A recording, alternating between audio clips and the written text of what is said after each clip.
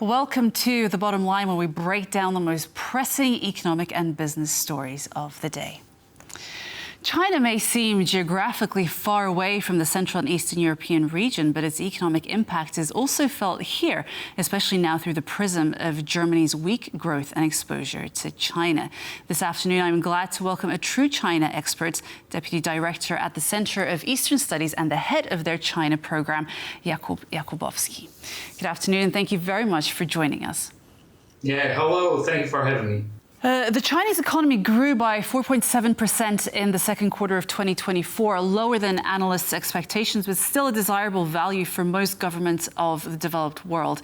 What are the factors of this Chinese slowdown?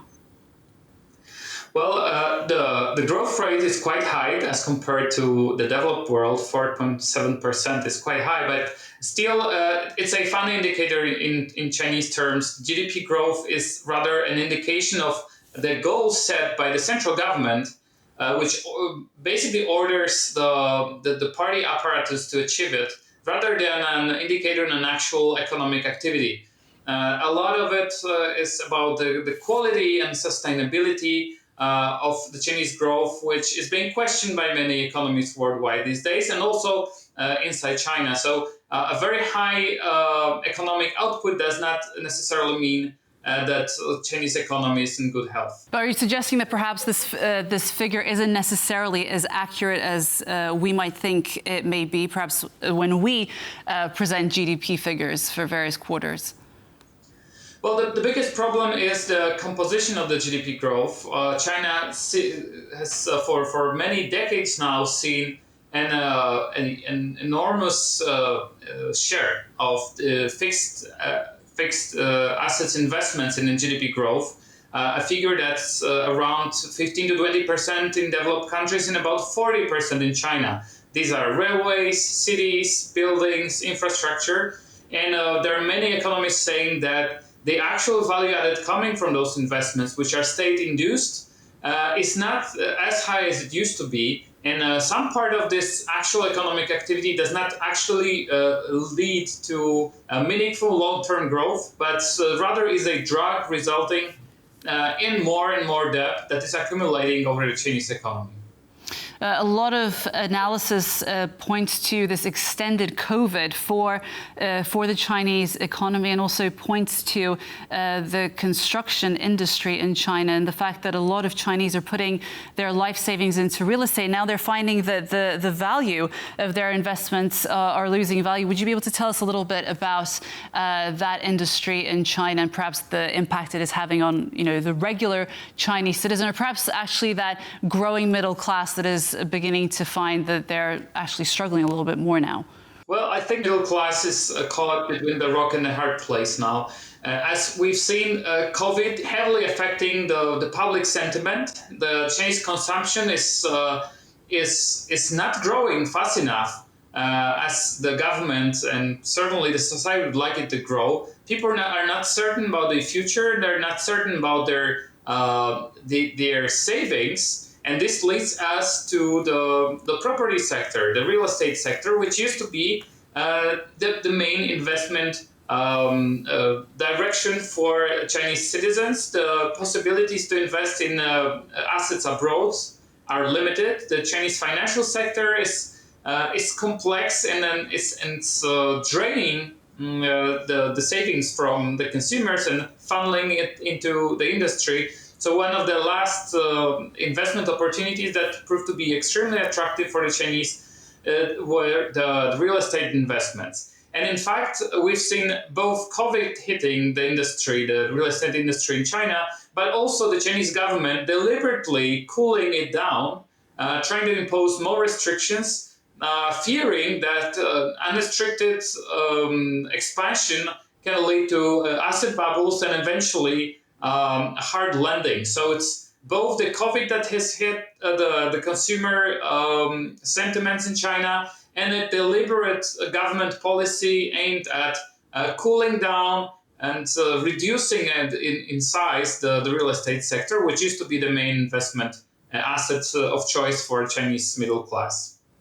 And I'd like you to tell us a little bit about the Chinese government and perhaps the manufacturing sector, because we know that low-tech manufacturers are actually struggling, especially because they used to be the backbone of the Chinese economy, and now they're facing competition from countries like Vietnam and Cambodia.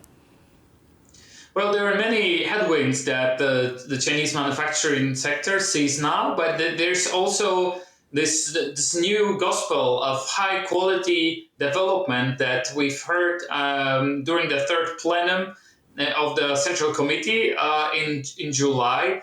Well, we see pressure growing coming from a competition from more cost competitive countries like Indonesia, Vietnam, sometimes Africa. We also see the Communist Party actually not implementing the free market or market-driven reform agenda that they've laid out a decade ago. In fact, quite to the contrary, we see an increasing oversight and control over the private businesses by the Communist Party.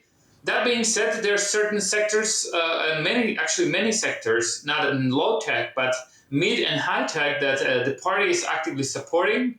And this is the new gospel, the new catchphrase that Xi Jinping and the party uses now, this high quality growth, the new qualitative growth. And this means that certain industries, especially high tech, green technologies, ICT, semiconductors, these are the ones that will and are indeed receiving unlimited access to state capital now, and which are intended to grow to be the future, the next engine of the Chinese economy, with far-reaching consequences for the global economy, as this directly translates into the export expansion of China's high-tech industries and hence increased competition with the developed world. But there is some concern on Xi Jinping's part that he doesn't want to rely too much on welfarism at the same time. One of his priorities is obviously to boost consumption, raise productivity, boost manufacturing. And we've heard that for a long time now. It's very ambitious. But how will he actually make that happen, keeping in mind that, the private citizens, the consumer sentiment is actually very low. If you read, the media, the Chinese are actually struggling quite a lot. They're trying to save as much as possible. Well, there's several big obstacles that Xi Jinping indeed faces now, and he's trying to find his way out. Certainly, it's very hard to force the society to consume. It's very hard to boost the sentiment, to increase the willingness to actually spend money that the Chinese were hoarding for so many years. There's a long-term problem with the social security net, which is not adequate. That means an average Chinese citizen needs to save a lot for his retirement, for his medical services in the future, for his parents, and so on. But the sentiment is low, and Xi Jinping is actually, I don't think that the party and Xi Jinping have any real idea on how to boost this consumer spending. They also have seeing a problem of political, in terms of political economy. Boosting consumption means you have to divert a stream of state capital and resources away from the industry, with lots of vested interests there, towards the society. It's hard to square the circle politically.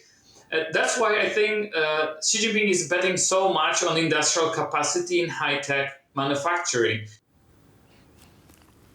I wanted to ask about investors, because investors feel that something is going on in China. We read in the Financial Times recently that investors pulled out a record amount of capital from China. Would you be able to tell us a little bit more about that?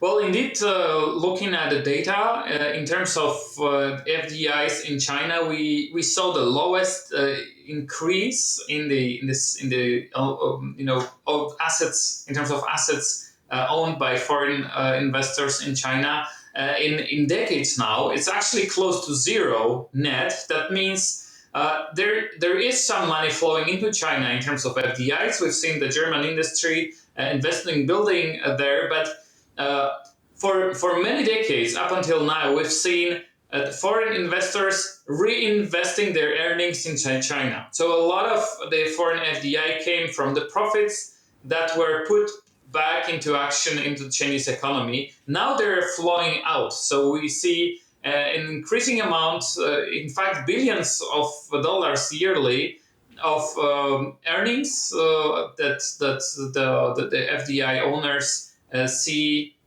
inside China, but they decide to move it out of China, which I think once again proves that the sentiment in the economy is very negative. Foreign investors would rather move their money out of China, the one they earn, rather than reinvest it inside the country.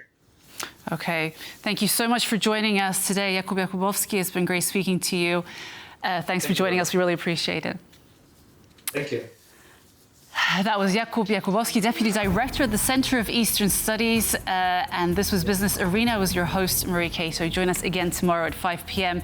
CET on TVP World. For more business stories, check us out on X and on TVP World. But don't go away. Coming up next, World Talks. Goodbye.